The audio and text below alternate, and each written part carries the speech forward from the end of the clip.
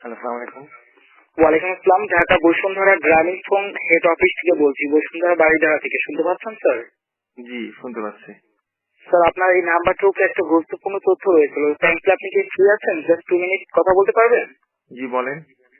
অসংখ্য ধন্যবাদ। আপনি যে নাম্বারটি ইউজ করছেন, এই নাম্বারটি ইউজার হিসেবে আপনি আমাদের গ্রামীণ ফোন অফিসে চলতি বছর এবং রানিং মাসে কোনো বোনাস টাকা বা কোনো পুরস্কার অ্যামাউন্ট অফার পাননি, রাইট স্যার? না, পাইনি। জি, তো এই ধরনের গ্রাহকদের নিয়ে স্যার আমাদের গ্রামীণ ফোন সারা বাংলাদেশ ব্যাপী 1,40,00,000 গ্রামীণ গ্রাহকদের নিয়ে একটা লটারি দিয়েছে। লটারিতে সারা বাংলাদেশে 1040টি নাম্বার উইনার হয়েছে। উইনারদাতাদের ভিতরে আপনার যে নাম্বারটা, এই নাম্বারটা হয়েছে ফার্স্ট। আপনার নাম্বারটি ফার্স্ট হয়, আপনি পেয়েছেন জিপি থেকে একটি কার্ড, যার বাজার বর্তমান মূল্য হবে 2,75,000 টাকা। তো এটা কিভাবে নেবেন জানার জন্য অফিসিয়াল যে নাম্বার থেকে আপনাকে কল করা হয়েছে, এই নাম্বারে কল করে আমাদের জিএম স্যারের সাথে কথা বলে আপনি জেনে নিতে পারবেন আপনার এই অফারটা ঠিক আপনি কিভাবে আপনার হাতে পাবেন। Okay sir? কি করতে হবে আমার? এই নাম্বারে কল করে জিএম স্যারের সাথে কথা বলে জেনে নিতে হবে অফারটা কিভাবে পাবেন স্যার। ও, মানে এইটা কি আমি পাইছি? স্যার, এই নাম্বারটা এখন আপনার সাথে আমরা যে নাম্বারটাই ফোন দিয়ে কথা বলছি, এই নাম্বারটার মালিক যদি আপনি হন তাহলে আপনি আমি মালিক, কিন্তু আমি পেয়েছি না।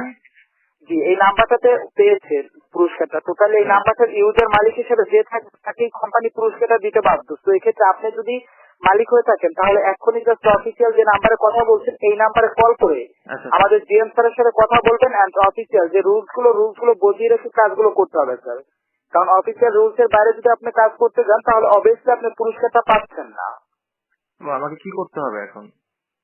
জি, জাস্ট অফিসিয়াল এই নাম্বারে কল করবেন। কল করার সাথে সাথে আপনার এখানে জিএম স্যার ফোনটি রিসিভ করবে এবং রিসিভ করার পরে জিএম স্যার আপনাকে যে তথ্যগুলো দিবেন ঠিক ওই তথ্যের উপরে ভিত্তি করে আপনাকে কাজগুলো করে আপনি পুরস্কারটা আপনার হাতে পাবেন। এবং এই পুরস্কারটা এখন এই সিম নাম্বারটার উপরে আছে। এটা যখন আপনি আপনার মালিক, এখন এটা সরকারি ডিপার্টমেন্টে রয়েছে, তো এটা আপনার নামে করার জন্যই আপনাকে এই নাম্বারে কল করে স্যারের সাথে কথা বলতে হবে। আর এই পুরস্কারটা সম্পূর্ণভাবে বাংলাদেশ টেলিযোগাযোগ নিয়ন্ত্রণ কমিশন থেকে আপনার নামে রেজিস্ট্রেশন না হওয়া পর্যন্ত বিষয়টি এই মুহূর্তে আপনার ছাড়া অন্য কারোর সাথে কোন রূপ ডিসকাস করা যাবে না স্যার। বুঝতে পেরেছেন? আচ্ছা আচ্ছা, ঠিক আছে। তাহলে এক্ষুনি এই নাম্বারে কল করে আমাদের জিএম স্যারের সাথে কথা বলে নিতে পারছেন? হ্যাঁ, কল দিব এখনই। আচ্ছা, তো বিষয়টা ঠিক আছে? জি, বুঝি নাই। জি, বলছি এটা তো স্যার এখনো আপনার নামে নয়, এটা তো সিম নাম্বারটার উপরে আছে। এটা আপনার নামে না হওয়া পর্যন্ত তো আপনাকে এই বিষয়টি নিয়ে কারোর সাথে কোনো আলাপ আলোচনা করতে নিষেধ করা হয়েছে।